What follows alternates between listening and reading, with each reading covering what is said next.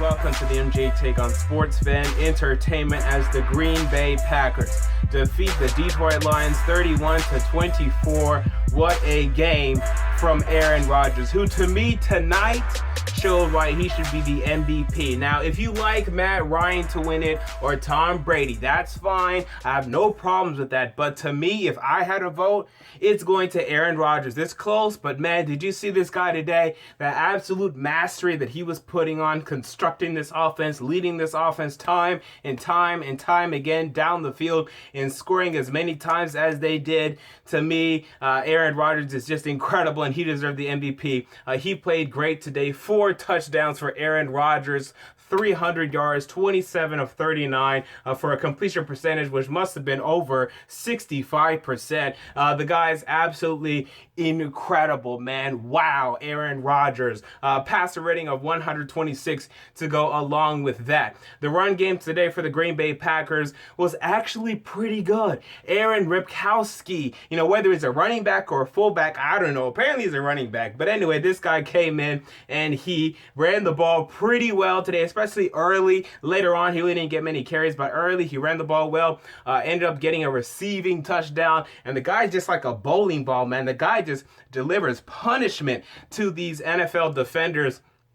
Ty Montgomery still getting weird carries on some weird end arounds and whatever else they try to do. Have him in the shotgun next to Aaron Rodgers. Interesting formations, but it works. Yet again, he has a very impressive yards per carry. Aaron Rodgers himself running for 10 times, 42 yards. Not a lot of yards, but man, he was so effective when he runs. And, the guy just knows when to run, right? I mean, the guy's just so smart, so keen, football IQ so high, knowing when to run, when to extend plays, what to do almost at all moments of the game. I'm overreacting a little bit, man, but man, the guy's incredible, man. And his legs today really gave the Detroit Lions problems. And if he wants to beat the Giants next week, he's going to have to do something similar to this again, because I've seen the Giants have a problem with this when they were trying to defend Dak Prescott. And Aaron Rodgers, in terms of speed, is actually pretty close to Dak Prescott. I know Dak Prescott is black, so we want to believe, oh my God, he's so fast.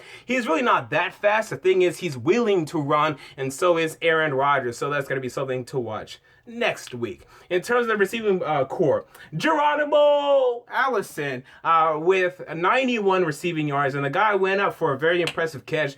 This guy has been a nice addition to this Green Bay Packers receiving core. Early on, when you look at the draft, the Packers drafted Trevor Davis out of either Cal or UCLA, one of those, and we thought he could be someone that would be a sleeper, but it's turned out Geronimo Allison, the undrafted free agent, I don't remember where he was from, but I remember looking at him in the combine, I believe. He has turned out to be the secret weapon for this Green Bay Packers squad. Jordy Nelson did his thing. He could do even better than what he did today, though, so look out for that. Jared Cook.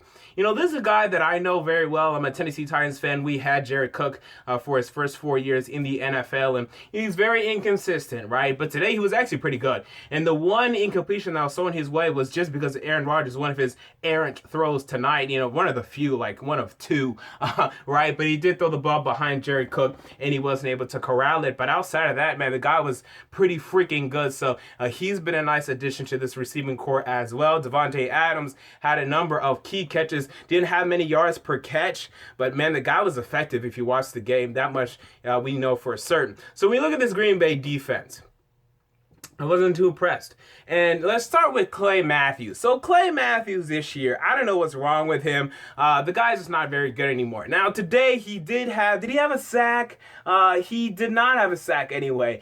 He had a tackle for loss and a pass defense, right? But the guy's not making many plays. And in the playoffs, if the Packers want to win the Super Bowl this year, they're going to have to get some playmakers doing something. And Nick Perry, right? No one really knows this guy, but this guy's actually, to me, maybe been the Packers' best defender this year, right? He's leading them in sacks. The guy's been pretty incredible. They need to resign him if they haven't already. I need to check his contract after this video, but the guy, to me, has been absolutely their best pass rusher and probably one of their best playmakers defensively. We all like Killing Dix. We can all agree with that. Demarius Randall has some struggles. I did not like the deep ball that he gave up in this game. I believe to T.J. Jones. He also got injured. He came back, I believe. He's going to have to play better next week. Okay, I'm not sure who's going to shadow Odell Beckham, but if it's Demarius Randall, you got problems, man, because this guy's just not very good. I know when he came back, this Packers defense played better, so he's all right? He's better than the other losers you guys were dealing with, like Ladarius Gunter, and, this Geis guy and whatever. But seriously, man, Demarius Randall, not a great player to me. Kentrell Bryce, he had, to me, a below average game. Blake Martinez, I like him, right? Inside linebacker, Blake Martinez out of Stanford. I think he's had a pretty good year when healthy, and he appears to be making an impact yet again. But I'm going to need to see some more impact plays. Mike Daniels, where you at? Latory Guion, where are you at? I need to see some more plays from these guys in the playoffs if the Packers want to win the Super Bowl. Because although Aaron Rodgers was enough to win tonight against Detroit, against Detroit, against in the playoffs against New York or against Dallas or against Atlanta, it's not going to be enough, man. Your defenders are going to have to make big plays, right? Good luck stopping Atlanta, good luck stopping Dallas, and then just good luck slowing down Odell Beckham in terms of the New York Giants. So they're going to have to get some more help defensively, but it wasn't too bad tonight. I just wasn't very impressed. Now let's move on to the Detroit Lions, okay?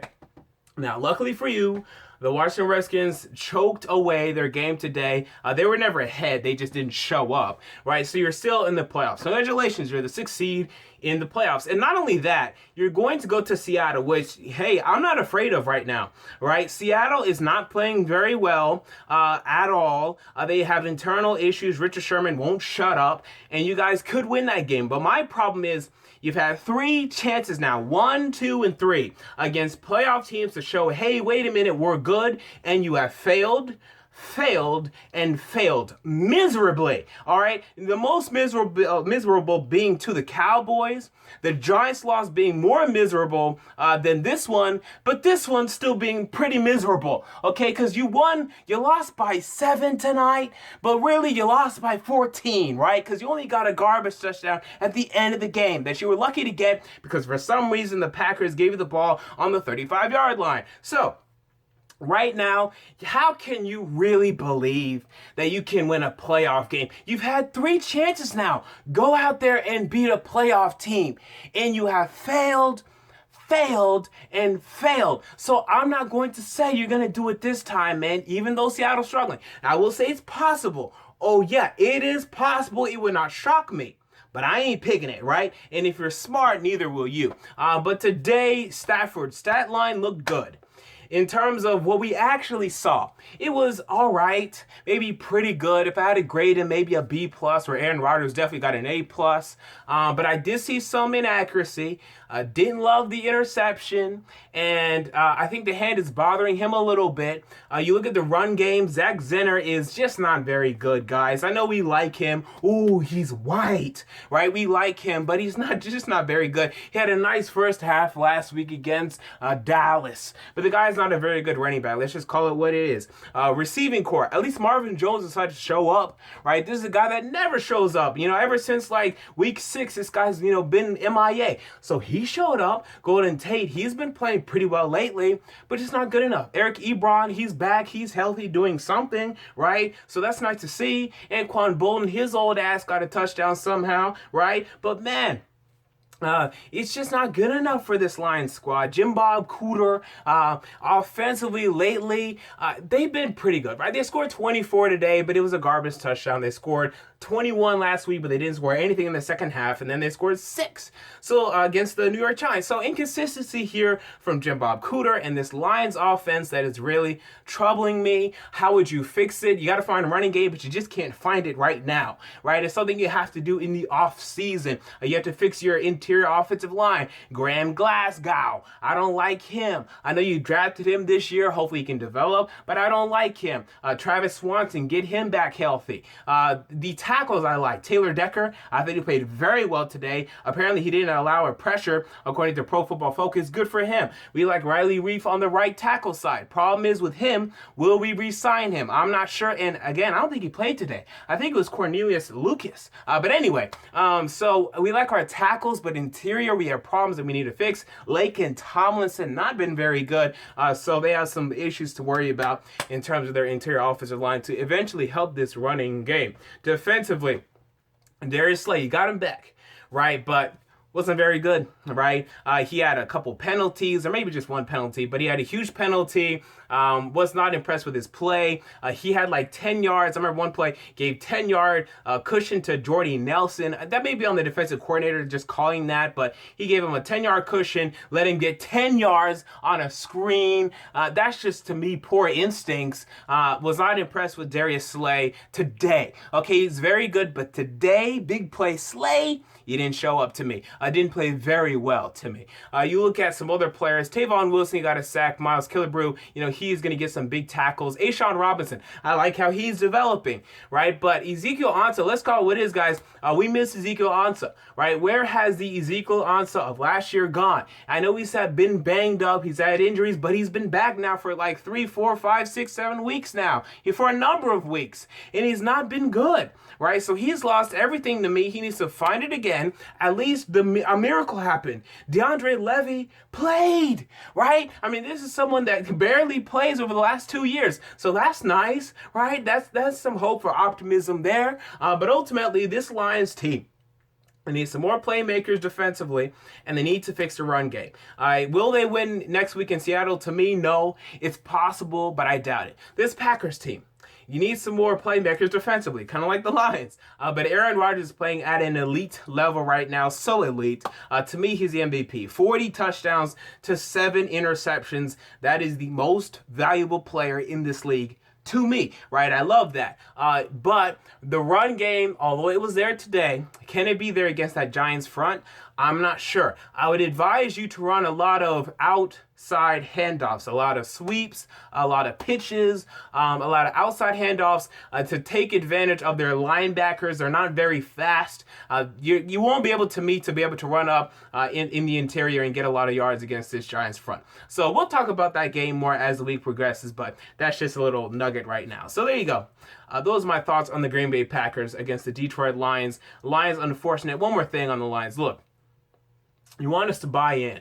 Every year I'm hearing Lions fans saying, why does no one buy in? Why does no one believe in the Lions? Look, you've already superseded a lot of expectations. You made the playoffs. Like, I had you guys going, I believe, 8-8 this season, and you made the playoffs at 9-7. Congratulations. But this is a big game, and you didn't show up. Right? You showed up, but you didn't win the game, right? You can't get over the hump. You haven't been able to win the NFC North for God knows how many years. You have made the playoffs now a couple of times, but you can't win the NFC North. And it's an issue to me. It's a problem. And you just can't get over that hump. Matthew Stafford can't get over that hump, and you can say it's not only Stafford's fault, it's this person's fault or that person's fault or the defense's fault or our running game's fault. We saw what one man can do today. Look across the field and look at what Aaron Rodgers did today. He won his team the football game. And Matthew Stafford, although he's had a great season, he's still someone that can get over the hump and do that for his football team. 1, 2, and 3 weeks now, he's had a chance to beat a very good team, a playoff team, and he has failed, and this Lions team has failed, and failed. There you go. Those are my thoughts on the Lions versus the Packers. What are yours? Comment down below. I want to know. If you enjoyed the video, make sure to like, comment, and most importantly, to subscribe. And until next time, this has been the MJ Take on Sports Fan Entertainment, and I'm out.